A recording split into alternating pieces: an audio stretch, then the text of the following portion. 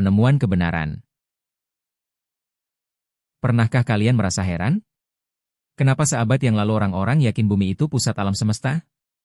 Atau kenapa dulu orang mengira bahwa penyakit disebabkan oleh roh jahat, bukan oleh bakteri atau virus?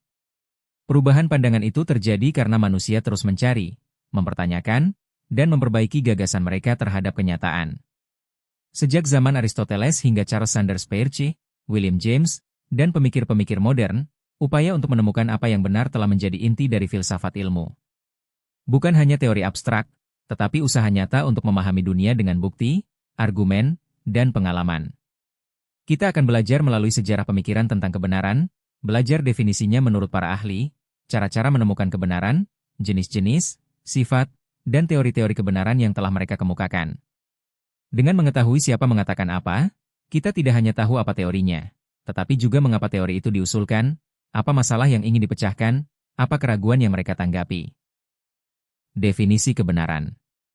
Definisi kebenaran menurut Aristoteles, pada abad ke-4 sebelum Masehi, dari buku Metafisik karya Aristoteles. Secara spesifik, kutipan ini ditemukan di buku Gamma, bagian 7, 1011b25. Menyatakan definisi yang sangat terkenal, to say of what is that it is, or of what is not that it is not, is true. Kalimat ini yang bisa diterjemahkan, kebenaran adalah mengatakan bahwa yang ada adalah ada, dan yang tidak ada adalah tidak ada, menjadi dasar gagasan bahwa pernyataan benar jika pernyataan itu mencerminkan realitas. Thomas Aquinas kemudian mengembangkan prinsip filosofis ini dalam tradisi skolastik, dengan frase veritas est ad aequateore et intellectus, yang berarti kebenaran adalah kesesuaian antara realitas, apa yang ada, dan pikiran atau intelek. Dengan kata lain, pikiran atau pernyataan dianggap benar jika mereka cocok dengan objek nyata di dunia luar. Modernnya, Bertrand Russell dan Giamori juga menjadi tokoh penting yang mempertahankan teori korespondensi ini. Mereka berpendapat bahwa sebuah pernyataan benar jika sesuai dengan fakta atau keadaan yang ada. Misalnya pernyataan, salju putih dianggap benar apabila salju sesungguhnya berwarna putih. Cara penemuan kebenaran. Para pemikir pragmatis seperti Charles Sanders Peirce, William James, dan John Dewey memberikan pandangan yang lebih dinamis tentang bagaimana manusia menemukan kebenaran. Peirce dalam esainya Truth, Falsity, and Error menyebut bahwa keyakinan yang benar adalah yang akan tetap bertahan meski diuji terus-menerus melalui penyelidikan, inquiry. Ia melihat bahwa proses penelitian ilmiah adalah inti penemuan kebenaran. Suatu kepercayaan tidak hanya benar secara nominal, tetapi benar jika dependable in the face of all future challenges. William James, dalam buku Pragmatis, A New Name for Some Old Ways of Thinking, 1907, menekankan bahwa suatu ide atau pernyataan dianggap benar jika ia berguna dalam praktik, jika gagasan itu membantu kita bertindak dan ternyata menghasilkan hasil yang sesuai harapan. Konsep amal berguna, inilah yang menjadi tolok ukur bagi kebenaran dalam pragmatisme. John Dewey juga mendukung gagasan dari berbagai bukunya bahwa metode ilmiah, observasi, eksperimen, verifikasi, serta komunitas ilmiah yang terbuka terhadap kritik adalah cara utama untuk menemukan kebenaran. Karena kebenaran tidak muncul dari satu orang saja, melainkan dari dialog, pengujian, dan koreksi terus-menerus. Selain para ahli, data survei filosofis juga mendukung adanya dukungan kuat terhadap teori korespondensi. Satu survei dari Pew Papers, 2009, terhadap dosen filsafat di 99 departemen menunjukkan bahwa sekitar 50,8% memilih teori korespondensi sebagai pandangan mereka tentang kebenaran, sementara sisanya memilih teori lain atau yang lebih moderat. Jenis-jenis kebenaran. Untuk memahami kebenaran secara utuh, kita perlu mengenali jenis-jenisnya, yang diajukan atau dibahas oleh para filsuf. Pertama, epistemologis, mempertanyakan bagaimana kita mengetahui bahwa sesuatu itu benar. Contohnya, menurut Charles Sanders Peirce menunjukkan bahwa proses penyelidikan ilmiah adalah cara bagaimana manusia boleh sampai pada kepercayaan yang tahan uji. Kedua, ontologis, terkait dengan keberadaan atau realitas sebagai dasar kebenaran. Menurut Aristoteles melihat objek nyata sebagai bagian dari apa yang menjadi standar kebenaran. Ketiga, semantis, berkaitan dengan bahasa dan makna, bagaimana kata dan proposisi harus merepresentasikan kenyataan agar benar. Keempat, ilmiah, kebenaran yang diperoleh lewat metode ilmiah, bukti observable, eksperimen, pengulangan, verifikasi.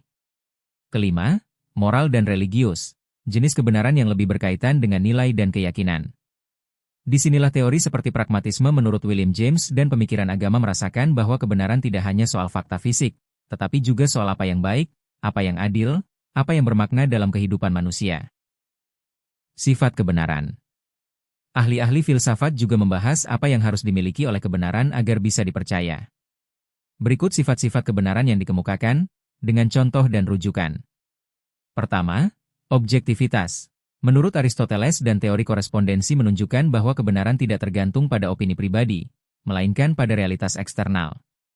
Kedua, universalitas, bahwa jika kondisi sama, pernyataan yang benar berlaku di mana saja. Menurut Charles Sanders Peirce dan pragmatisme mendukung bahwa hasil penyelidikan harus berlaku dalam berbagai konteks sepanjang metode sama. Ketiga, kestabilan, bahwa kebenaran tidak berubah hanya karena selera atau tren. Walau ada revisi ilmiah, revisi itu berdasarkan bukti baru. Keempat, rasional dan logis. Teori korespondensi dan koherensi menekankan konsistensi dalam argumen dan logika internal. Kelima, empiris. Banyak ahli, terutama pragmatisme dan ilmuwan modern, mengatakan bahwa kebenaran harus bisa diobservasi atau diuji. Keenam, pragmatis atau kegunaan praktis. Menurut William James dan Dewey, suatu ide benar bila membawa manfaat nyata dan mampu diaplikasikan dalam kehidupan atau praktik ilmiah. Teori-teori kebenaran. Sekarang kita bandingkan teori-teori kebenaran pokok, dan kita lihat apa kata para ahli serta kelebihan dan tantangan masing-masing. Pertama, teori korespondensi. Dipelopori oleh Aristoteles, dikembangkan oleh Thomas Aquinas, Russell, dan Moore. Intinya, pernyataan benar bila sesuai dengan fakta atau keadaan nyata. Kelebihannya, sederhana, intuitif, sesuai logika realitas. Tantangannya, bagaimana memastikan kita mengetahui fakta tersebut dengan tepat?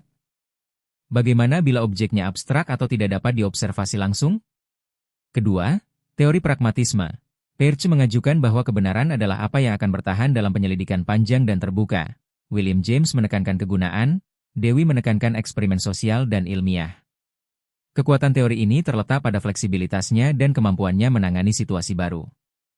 Tantangannya, bisakah manfaat praktis selalu menjadi tolok ukur yang objektif? Bagaimana bila sesuatu berguna tetapi tidak benar secara realitas objektif?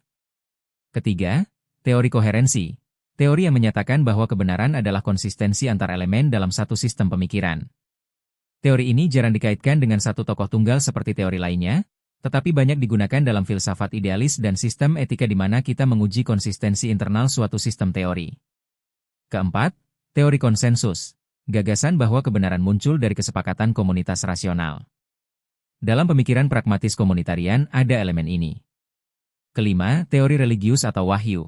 Menurut beberapa tradisi, kebenaran mutlak bisa berasal dari sumber agama atau wahyu, yang dianggap tidak berubah. Ini memiliki peran besar dalam etika dan pandangan moral hidup banyak orang, meskipun tidak selalu teruji oleh metode ilmiah. Penutup. Setelah kita melewati definisi, cara penemuan, jenis, sifat, dan teori-teori kebenaran dengan perspektif para filsuf, kita bisa menyimpulkan beberapa hal. Pertama, pencarian kebenaran bukanlah usaha yang pasif. Dari Aristoteles hingga Peirce dan James, ada gagasan bahwa menemukan kebenaran memerlukan usaha terus-menerus, keberanian mempertanyakan, dan kesediaan menerima bukti bahkan jika itu bertentangan dengan pemahaman lama. Kedua, teori-teori yang berbeda bukan sekadar opsi teoretis, tapi mencerminkan tantangan nyata yang dihadapi manusia dalam memahami dunia, misalnya tentang realitas yang abstrak, batas pengamatan, bias manusia, dan kebutuhan akan aplikasi praktis. Ketiga, dalam kehidupan kita sehari-hari, kita sering menggabungkan beberapa teori sekaligus. Kita menerima korespondensi ketika kita berbicara tentang fakta ilmiah, kita memakai pragmatisme ketika kita menilai sesuatu bermanfaat, kita menggunakan konsensus saat membuat keputusan bersama. Semoga materi ini membuat kita lebih peka terhadap kebenaran. Kita jadi lebih kritis terhadap klaim, lebih berhati-hati dalam menerima informasi, dan lebih menghargai bukti dan argumentasi. Karena pada akhirnya, kebenaran adalah tonggak yang membantu kita melangkah dengan lebih mantap di dunia yang penuh dengan informasi.